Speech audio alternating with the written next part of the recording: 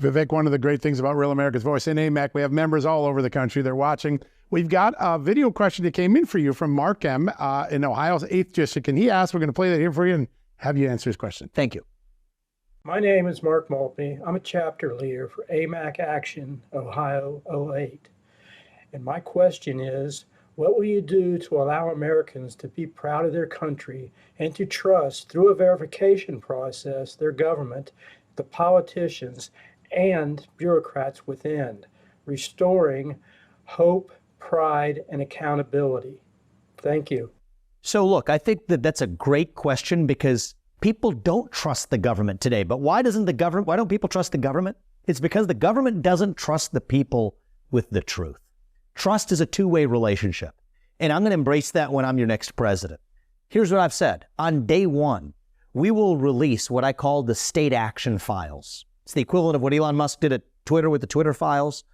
Anytime a government actor has pressured a private company to do through the back door what government couldn't do through the front door, we will publish it so that everybody can see. We will roll that log over, see what crawls out. We will bring honesty back to government. Tell them the truth, not just when it's easy, but when it is hard. How is our money being spent in Ukraine? How the same questions they hid in Iraq and Afghanistan, they're now hiding in Ukraine. So embracing that principle of truth and candor with the American people, that's what I'm going to bring to the table. Now, the other thing we need to do in the next generation of Americans is revive our sense of national pride. Young people are not proud of a country that they're taught to hate, especially when they haven't learned the basics about that country.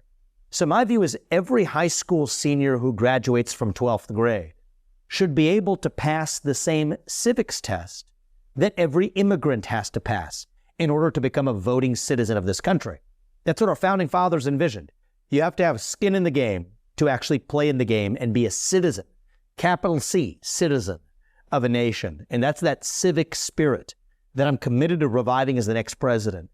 And as the youngest person ever to run for U.S. president as a Republican, as the youngest president in our history, if and when I'm elected, that's my responsibility to reach that next generation and revive our missing national identity.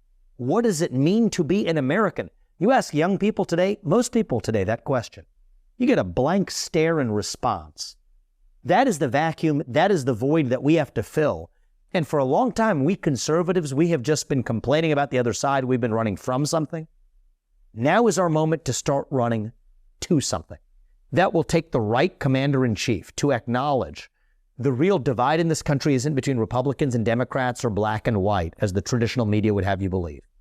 It is between the majority of us who love this country and our founding ideals and a fringe minority that has the Democrat Party in a chokehold who hates this country and what we stand for. We need a general, a commander-in-chief who understands we're in that war. You have to know you're in a war to win one, but who will lead us to actually win. As Ronald Reagan said it, my policy in this country is very simple. We win, they lose. That's how it's going to work on my watch.